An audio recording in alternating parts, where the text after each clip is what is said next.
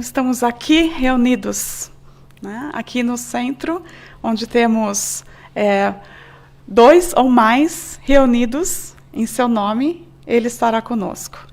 E com certeza, pela internet, estamos muito ligados, eu tenho certeza disso, com muitos corações queridos. Bom dia aos internautas. Que bom, obrigada pela oportunidade de deixar o KSF entrar nas suas casas e compartilhar desse momento, dessa manhã de domingo, onde cada um de nós vem aqui trazer um pouquinho dessa experiência, desse estudo, dessa vontade de entender um pouco mais desse evangelho maravilhoso de Jesus. Esse tema, o amigo oculto, ele foi tirado de um texto de Emmanuel, psicografado por Chico Xavier, no livro Caminho, Verdade e Vida. O título da mensagem é O Amigo Oculto, por isso eu trouxe esse texto aqui, e ele é um texto baseado no Evangelho de Lucas, capítulo 24, no versículo 13. Um capítulo muito interessante, e toda vez que eu li o título, O Amigo Oculto, eu não podia deixar, não consigo esquecer essa história, que acho que me traumatizou para o resto da vida. Uma experiência minha. O amigo oculto, todo mundo sabe que a gente brinca no Natal, e eu não sei vocês, mas eu sempre brinquei assim, o amigo é oculto até na hora de trocar o presente. Né? A gente se reúne, e aí tem aquela brincadeira, quem tirou quem, são quase sempre as mesmas brincadeiras, né? A pessoa que eu tirei, a gente faz o jogo do contrário, e aí você descobre quem era o seu amigo oculto. Quando a empresa tem, às vezes, aquela caixinha onde as pessoas colocam bilhetinhos e fazem brincadeiras, tem que descobrir, fica naquela coisa. Tem os que não guardam o segredo, eu tenho gente na minha família que não guarda segredo, tira o papelzinho e já fala, tirei você, aí acaba com a brincadeira. Mas esse amigo oculto, na minha vida, mais ou menos uns 10 anos atrás, eu trabalhei num banco em Coral Gables. E tinha pessoas de várias nacionalidades. E esse amigo oculto foi muito diferente de todos aqueles que eu já participei. Mesma coisa, fez o sorteio, tiramos os nomes, ficou aquela comunicação oculta nas caixinhas com os bilhetinhos, para que no dia do amigo oculto a gente fizesse, então, a troca de presentes. Ok, no dia do amigo oculto, chegamos lá, tivemos que colocar todos os presentes embaixo da árvore de Natal, e aí marcou um horário para que todos, então, se encontrassem e fizessem a troca de amigo oculto. Para minha surpresa, não teve brincadeira nenhuma. Os presentes tinham nomes, então cada um ia lá e pegava o seu presente e abria. E a gente não sabia quem era o amigo. E eu ficava assim, mas cadê a brincadeira? Eu quero saber quem é meu amigo oculto. Não, mas me explicaram, a brincadeira, o amigo é oculto, é para ser oculto o seu amigo. E eu fiquei indignada, porque eu achei que era para ser oculto até o momento da brincadeira, que um momento alguém ia identificar para mim quem era o meu amigo oculto. Estou até hoje sem saber quem me tirou. Né? É uma coisa assim, vai ter que ter muita terapia para superar isso.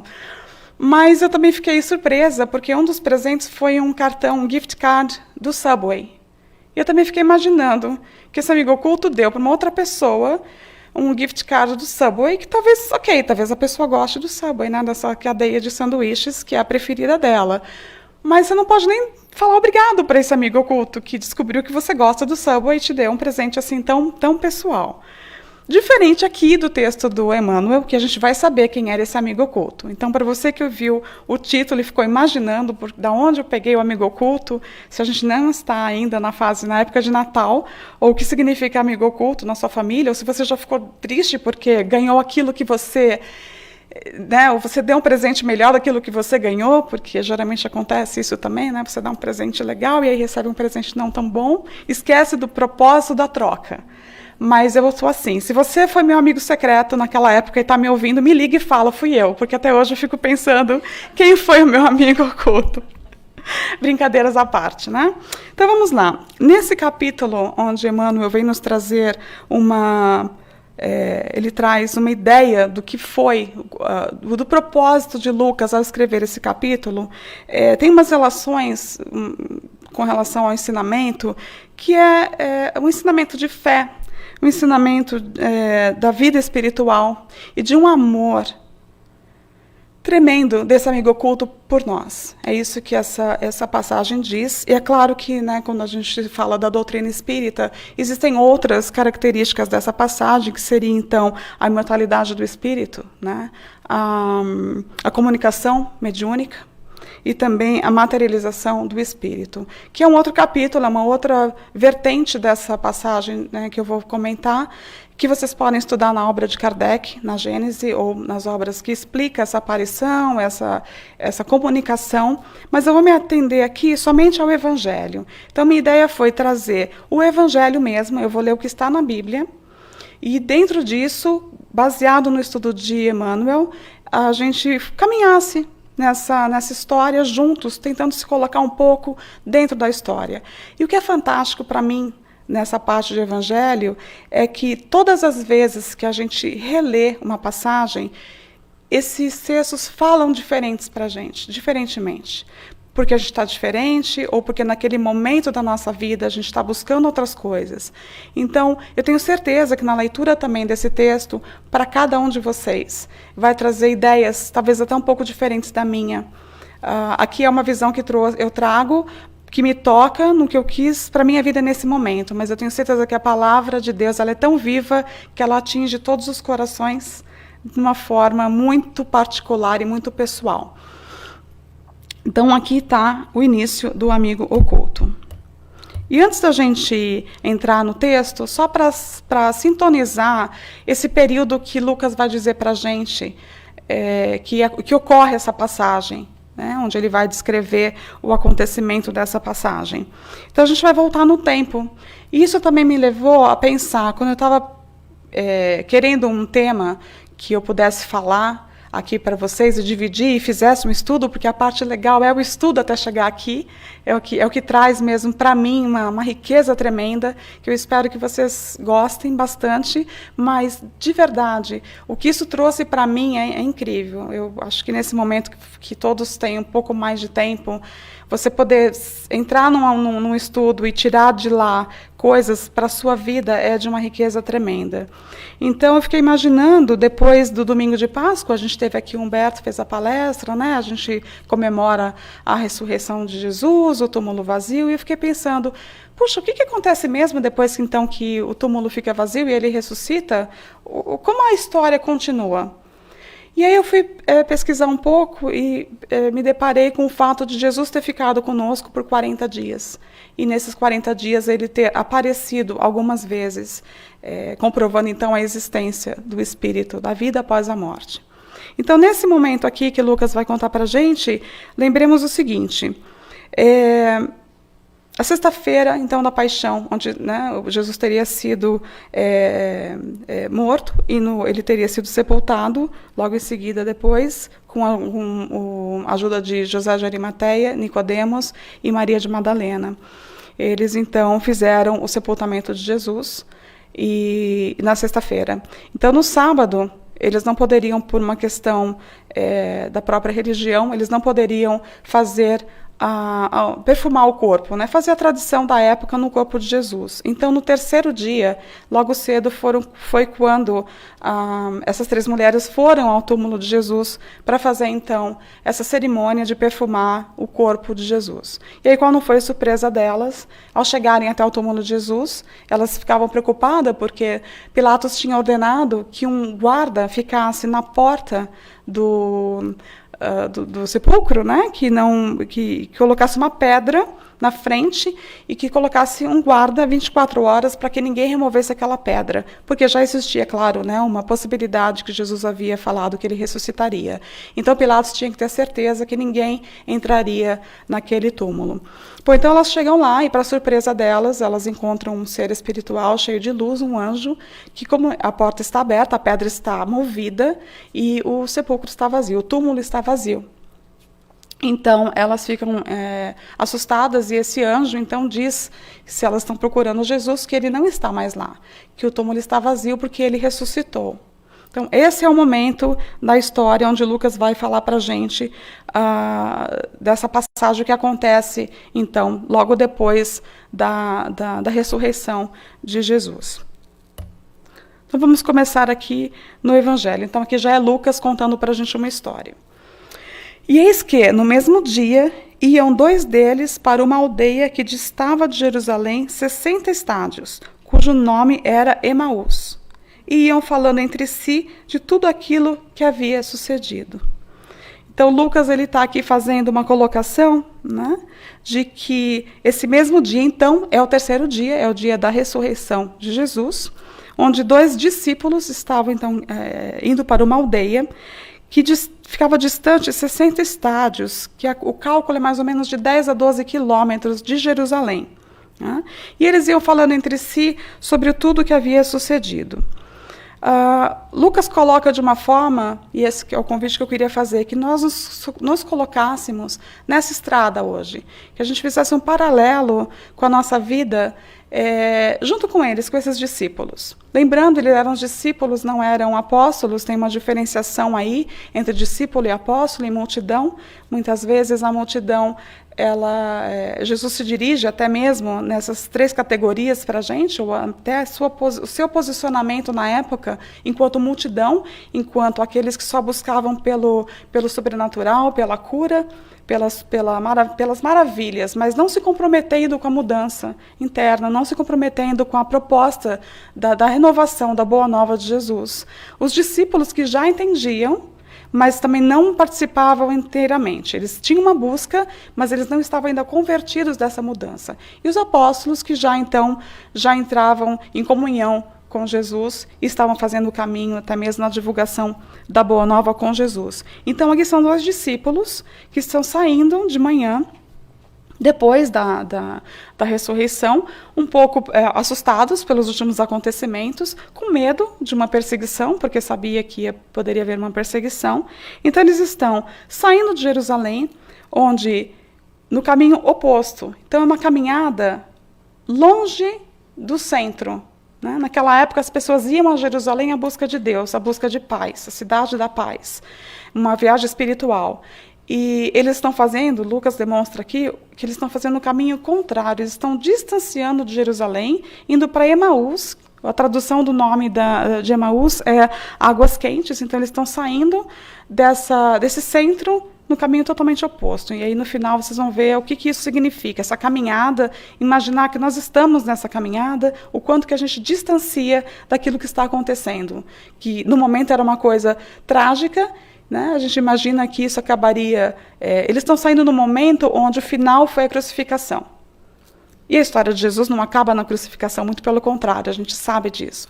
Eles estão saindo nesse momento onde a maior dor tinha acontecido. Então, eles resolveram se afastar completamente desse centro de paz, desse centro de comunhão com Deus, para um outro lugar. Então, eles estão aí, seguindo nesse caminho.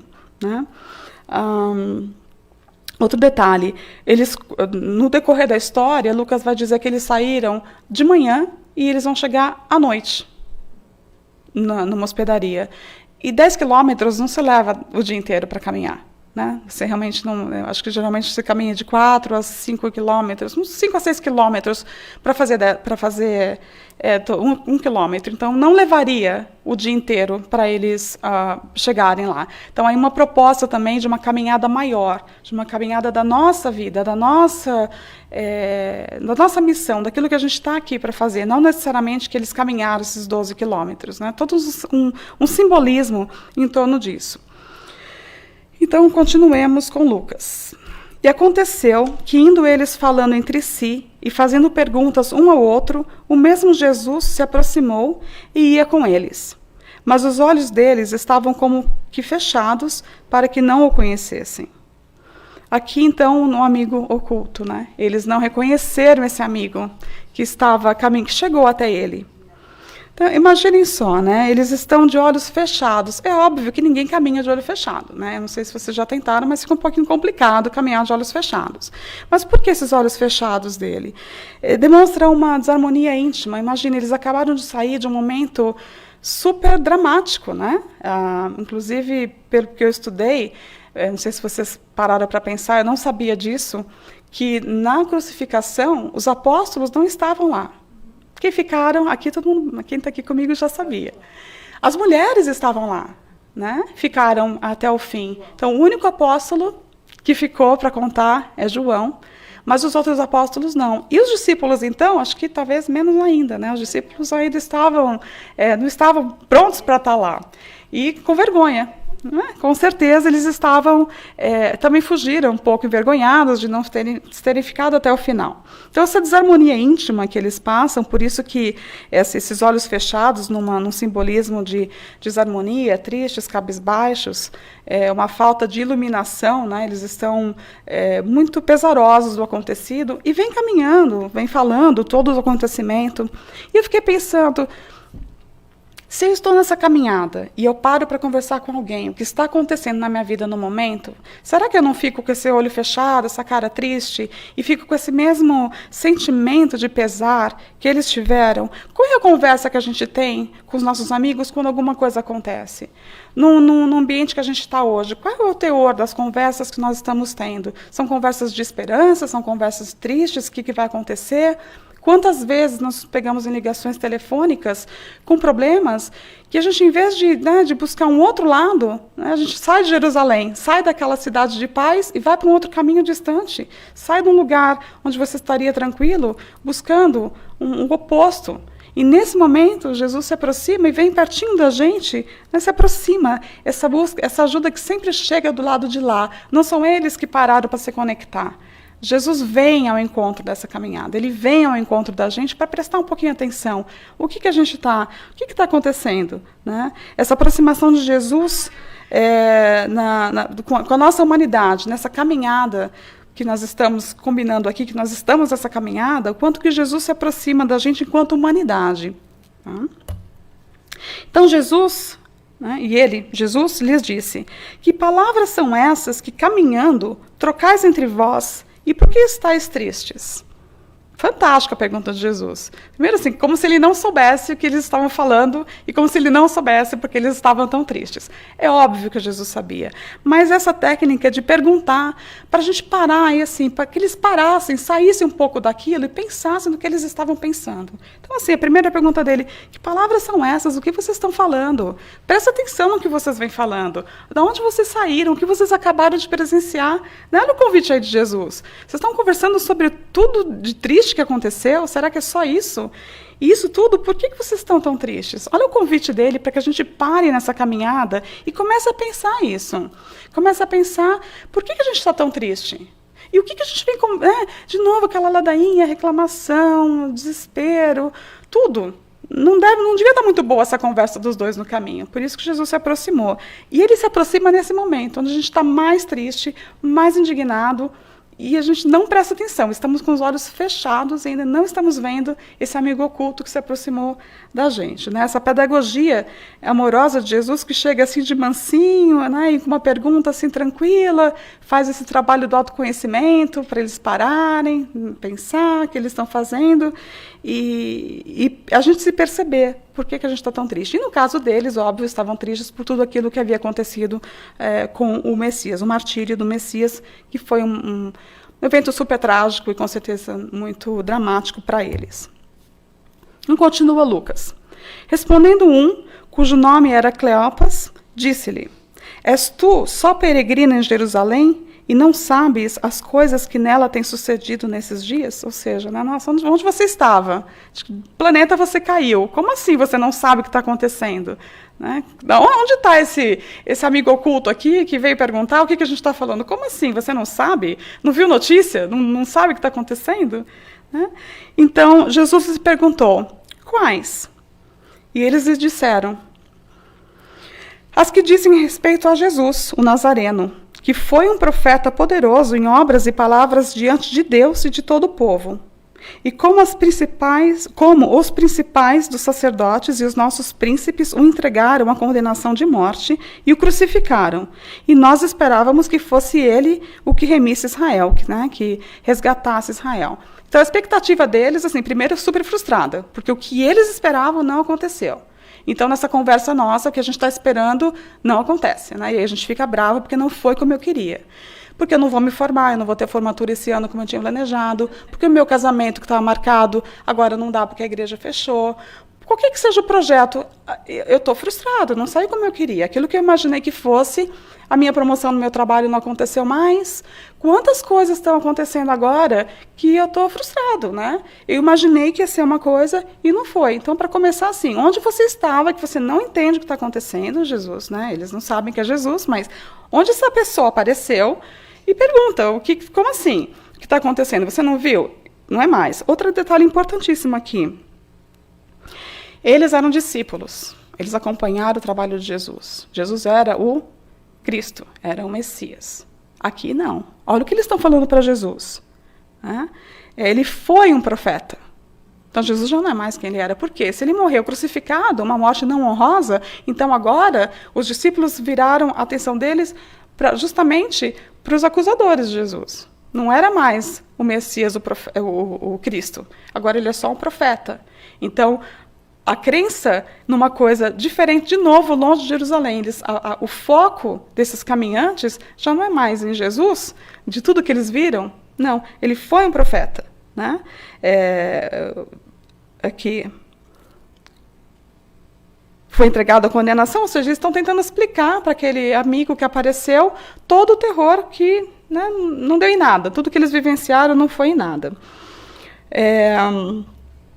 Eles contam todo esse momento final, então, da crucificação, porque é óbvio que eles imaginavam que esse caminhante não sabia o que tinha acontecido, e, claro, com pesar, com uma tristeza, eles estão sempre, realmente, totalmente sem esperança.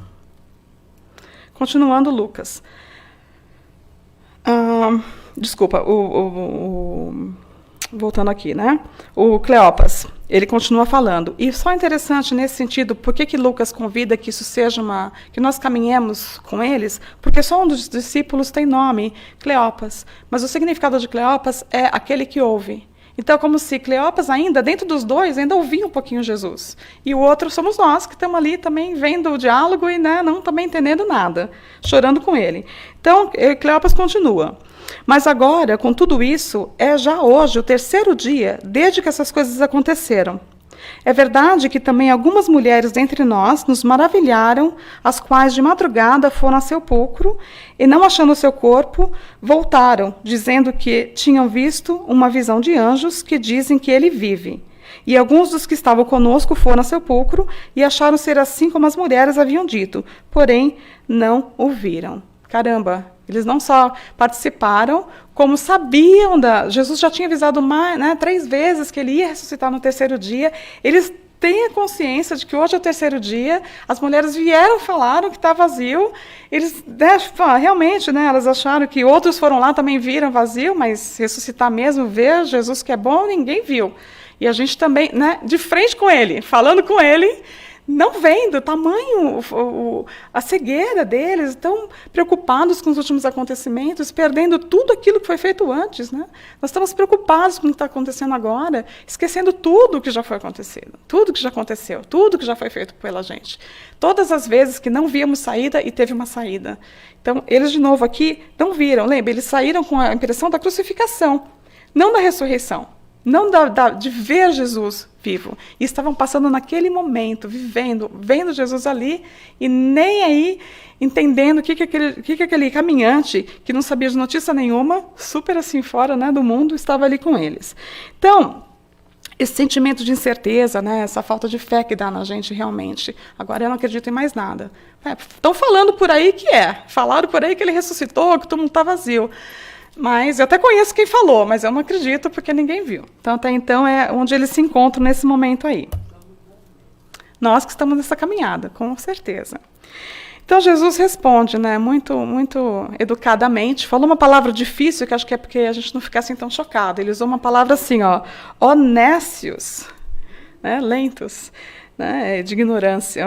Chamou uma forma bonitinha. Até a gente ir lá e procurar no dicionário o que é, a gente não se ofende. Acho que Jesus tinha uma tática boa. Honestos e tardos de coração para crer tudo que os profetas disseram. Ou seja, né, vocês estão devagar, né, vocês estão meio lentozinhos, assim. Imagina Jesus falando com todo carinho para não ofender. Porque a gente já falaria diferente. Caramba, né? Quando é que você vai aí entender? Eu não posso mais falar cai a ficha, porque metade do povo não sabe o que é uma ficha caída. Mas vocês entenderam, né? Não perceberam. Porventura, continua Jesus, não convinha que o Cristo padecesse essas coisas e entrasse na sua glória?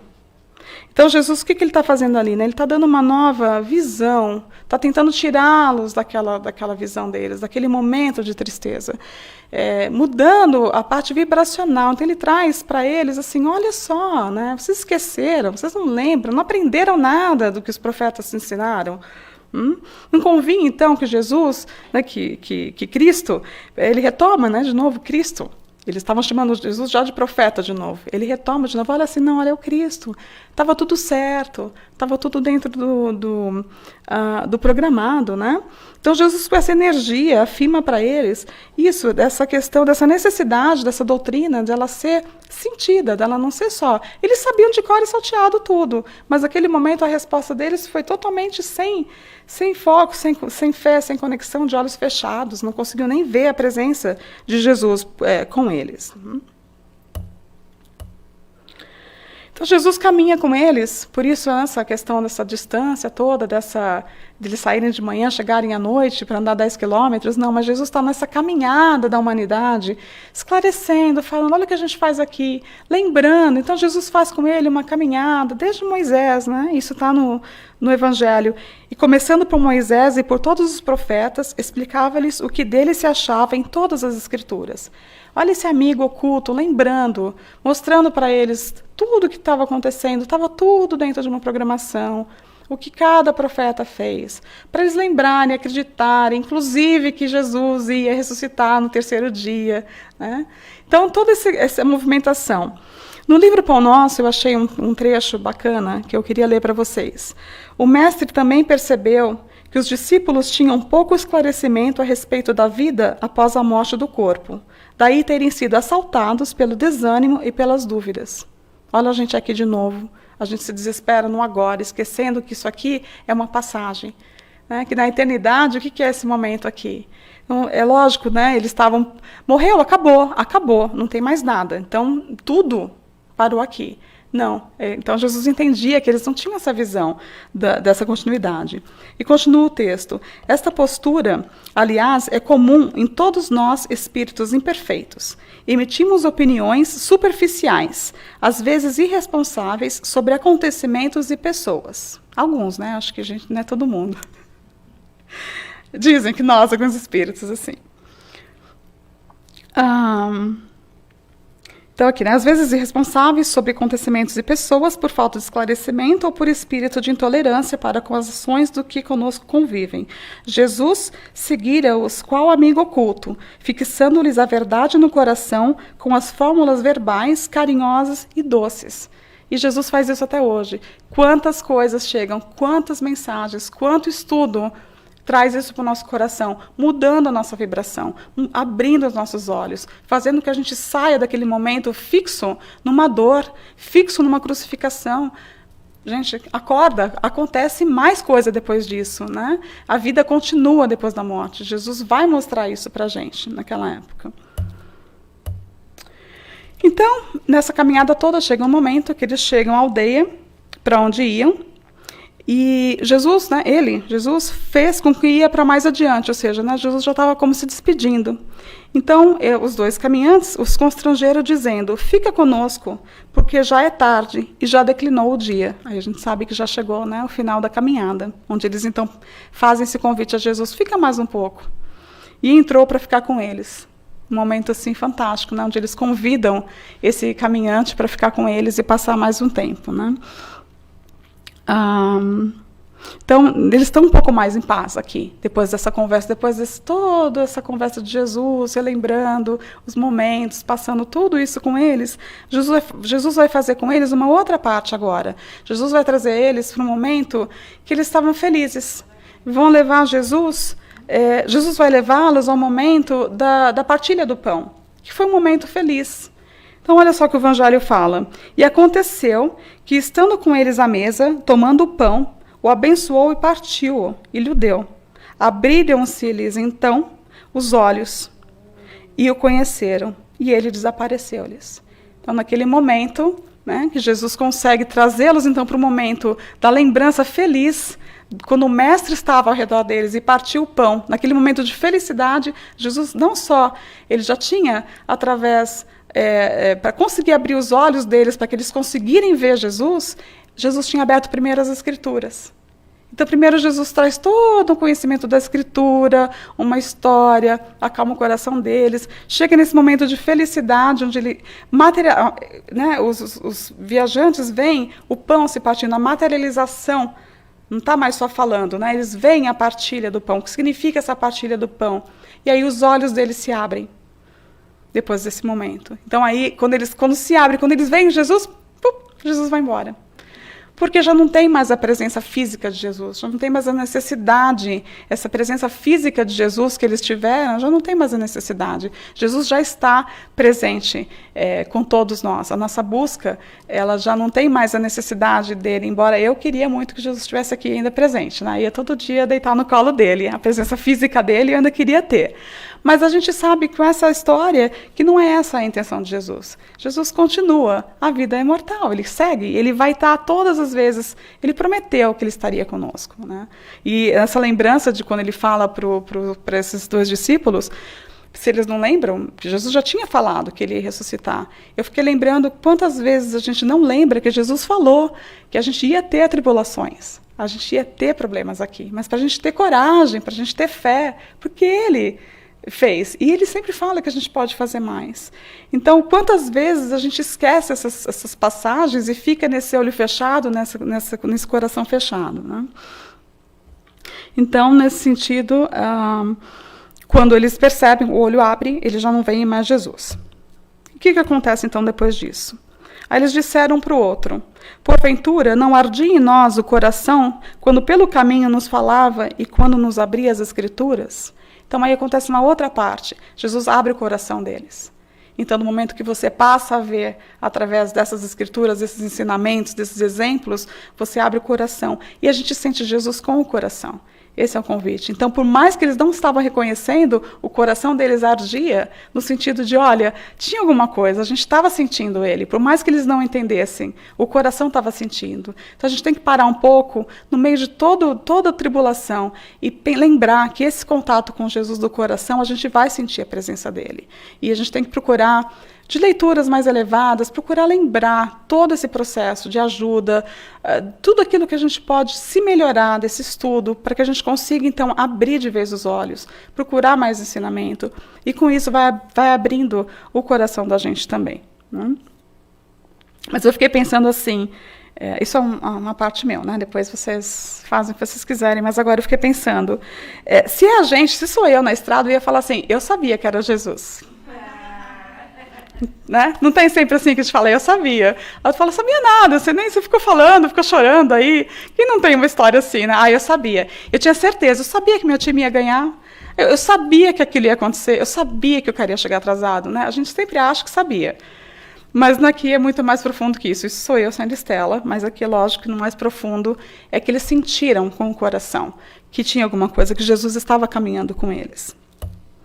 Então, na mesma hora, né, quando eles despertam, então, que os olhos abrem, o coração abre, tudo abre, eles, então, levantam-se, voltaram para Jerusalém e acharam congregados os 11, né, os apóstolos, e os que estavam com eles, os quais diziam, ressuscitou verdadeiramente o Senhor e já apareceu a Simão.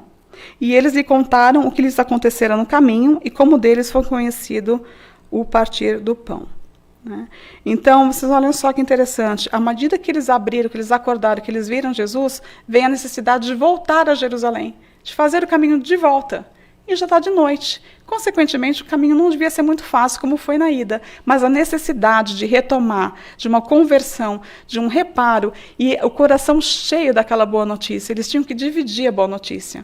Então, eles voltam, se encontram com os apóstolos com uma notícia fantástica, né? Nós encontramos com ele, ele vive. Mas mal sabiam eles que Jesus já tinha aparecido para Maria Madalena, eles também já tinham experiências com Jesus que já tinha aparecido para os apóstolos.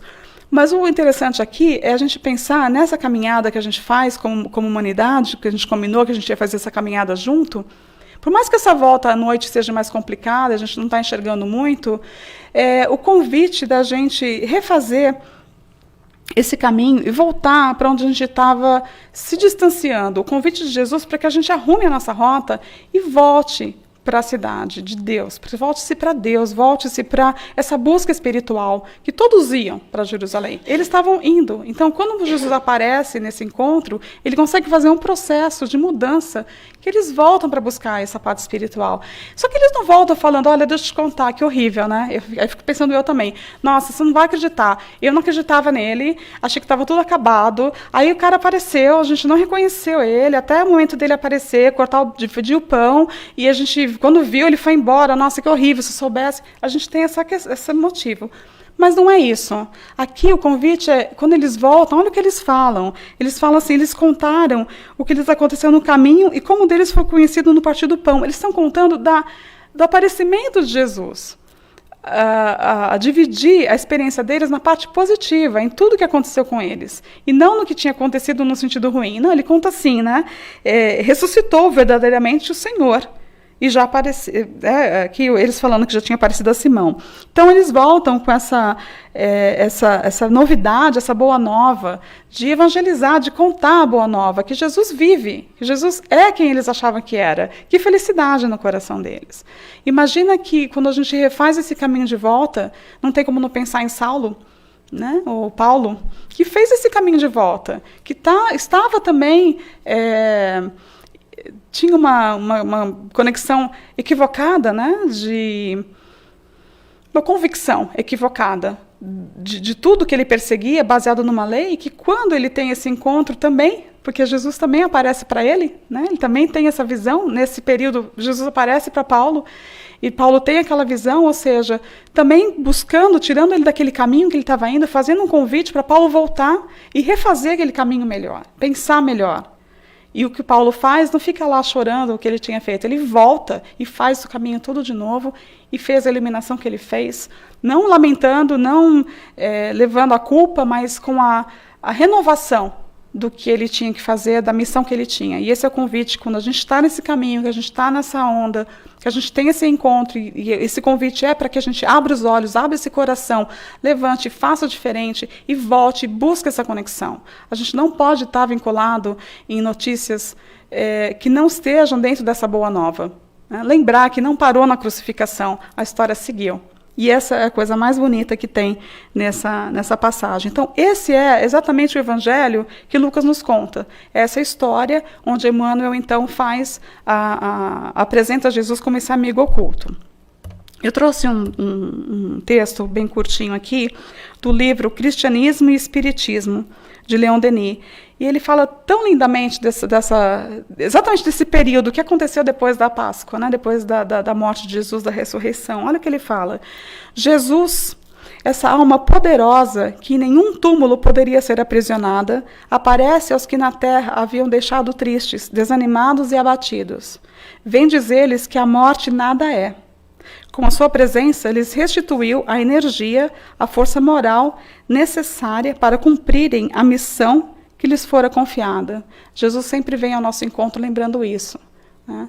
E no sentido de um amigo oculto, que muitas vezes não é o próprio Jesus que vai aparecer, mas é um telefonema, é um texto, é um vídeo, é uma música, é uma fluidoterapia. Né? Não é o próprio Jesus, muitas vezes, que vai aparecer, mas nesse texto, Emmanuel convida assim, vão ter outras pessoas que aparecerão com essa mensagem. Para quê?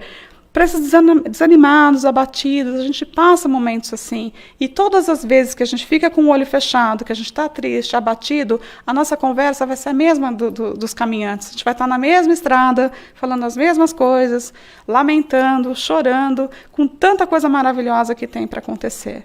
Então, o convite dessa presença de Jesus, né? Realmente é óbvio, uma alma como Jesus jamais o túmulo ia conter. Ele era muito mais, nós somos muito mais que isso aqui. Nossa vida vai continuar muito, muito mais. Vamos aprendendo nessa caminhada. Né? E o convite de Emmanuel, ele fala que nós somos aprendizes na estrada simbólica de Emaú. Ficou um pouquinho escuro aí no meio, mas essa frase é de Emmanuel. Ele nos chama de aprendizes na estrada simbólica de Emaús. E por quê? Né? Ele simboliza, nessa caminhada, uma construção de fé, onde a gente vai aprender significado de dor, de prova, de expiação. Então, essa caminhada desenvolve isso aqui, olha. Vai desenvolver a fé pura, onde a gente vai ter que caminhar pela fé. é muito importante que a gente tenha essa fé no sentido de relacionamento, né, de confiança. Não só de acreditar, mas a gente vai adquirindo confiança conforme nós vamos caminhando nessa estrada. É assim que vai acontecer. E quem aparece nessa caminhada, e o que ele faz com o seu coração, como que ele abre o seu olhar, o seu coração. É fácil também, quando a gente está tudo correndo bem, a gente ter isso, mas quando a vida aperta, é onde a gente balança, onde a nossa fé balança. Então ele fala, olha, nas inevitáveis tempestades provacionais, a nossa fé se revela. É lá, é no meio do quente, onde a nossa fé vai ser revelada, onde a gente vai poder realmente testemunhar a nossa fé. Não é quando está tudo bem, é justamente nessa hora, onde o ciclo está pegando fogo, que a gente vai testemunhar essa fé. Aqui embaixo, essa imagem de Jesus, a gente vai entender que Jesus sempre esteve, está e estará conosco em todos os momentos. Essa promessa maravilhosa que a gente percebe nessa caminhada, nesse caminho de Emaús, que ele sempre esteve, ele se aproximou, fica com eles e prometeu e sempre estará conosco em todos os momentos.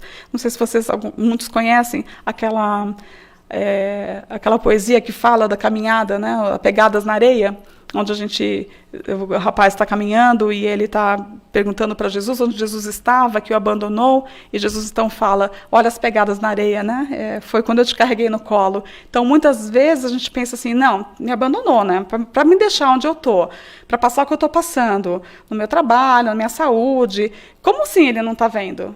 Como me abandonou? Não, ele está justamente nesse momento segurando a gente mais do que a gente imagina, porque sempre poderia ser pior.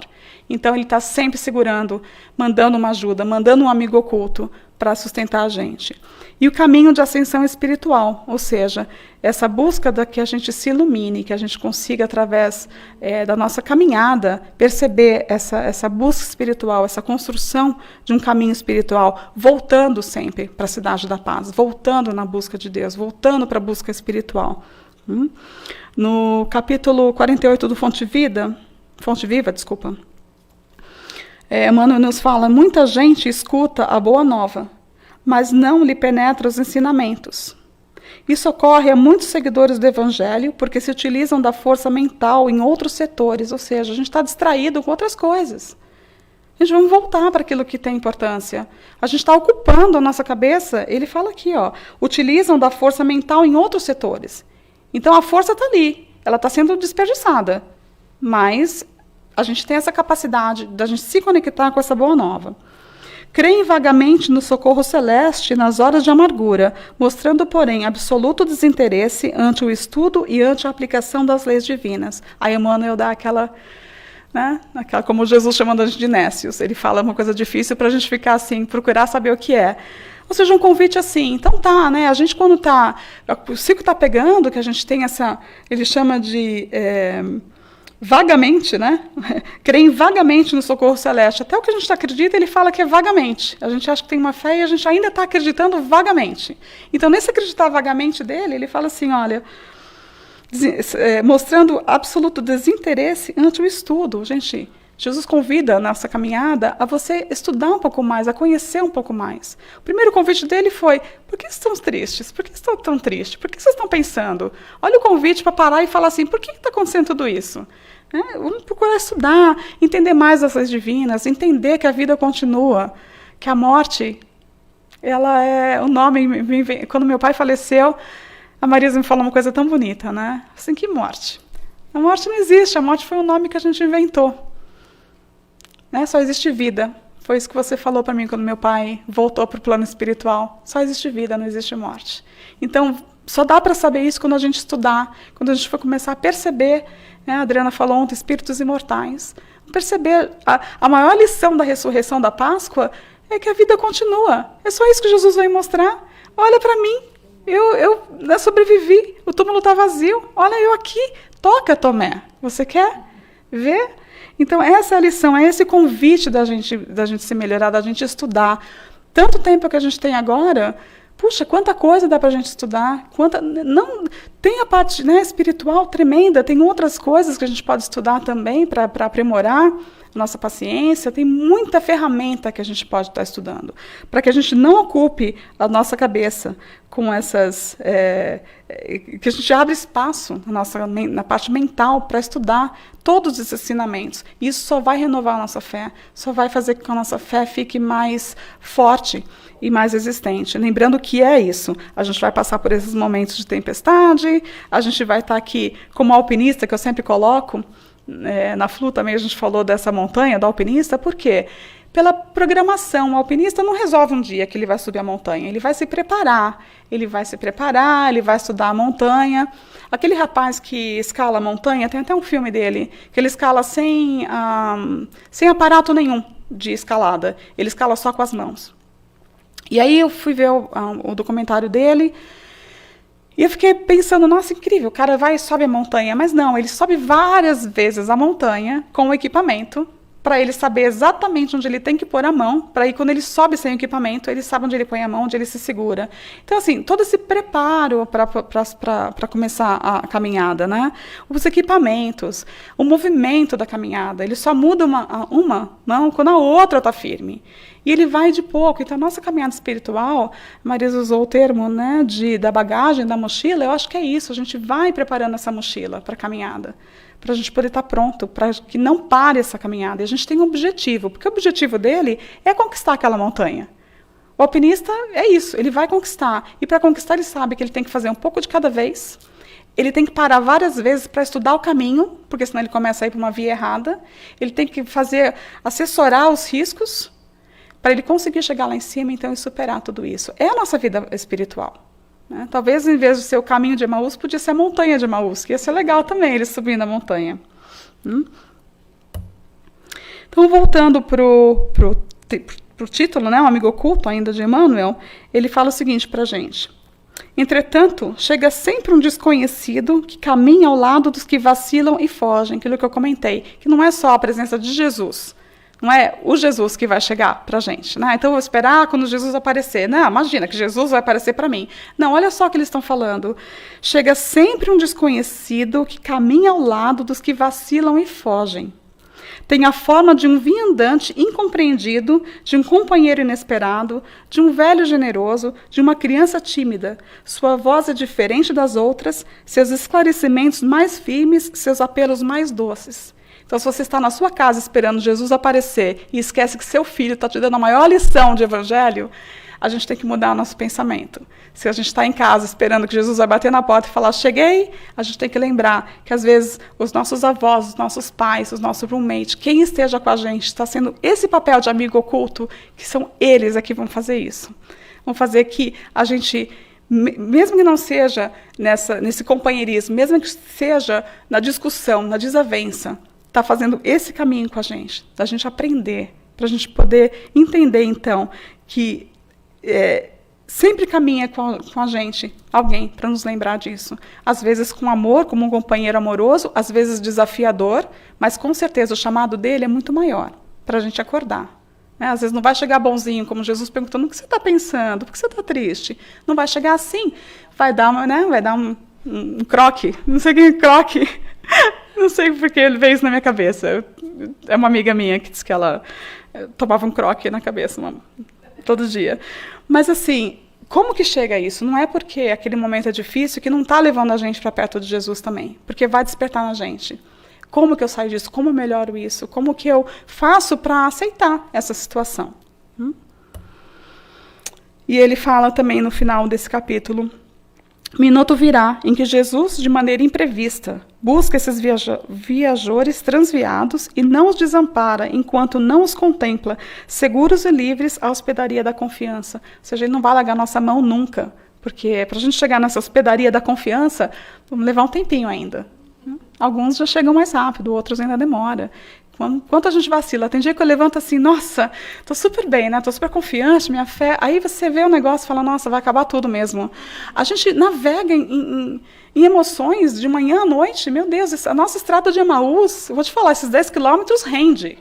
Como rende? Marisa, eu acho que vai assim, vai no zigue-zague essa estrada, não deve ser reta, por isso que demorou para chegar. E Jesus com essa paciência, ele já falou, né? Nécios e lerdos de coração. Ele sabe que a gente é devagarzinho para entender, por isso que assim a gente vem repetindo, né? E eu fico pensando, eu vou falar de novo disso, mas fulano já falou, já tem tanto assunto sobre isso. Não, eu vou lembrar de Jesus, nécios e lerdos. A gente precisa repetir a história, a gente precisa falar, precisa estudar. É assim que a gente vai conseguir caminhar. Então, quase aqui para finalizar esse último trecho do Fonte Viva, Emmanuel fala daqui um pouco da dica, né? Assinalando, pois, a norma cristã como inspiração para todas as lides cotidianas, ouçamos a palavra do Senhor em todos os ângulos do caminho, procurando segui-lo com invariável fidelidade hoje e sempre. É a dica que a gente tem que estar, em quem que a gente tem que estar conectado nessas épocas, nessa nossa caminhada aqui, na nossa humanidade. Então, assim, para finalizar, nada pode separar a gente do amor de Cristo. Jesus sempre vai estar conosco. Esse amor dele por nós, isso nunca, ele realmente também prometeu que ele nunca vai deixar de nos amarmos, né? Então, assim, que a gente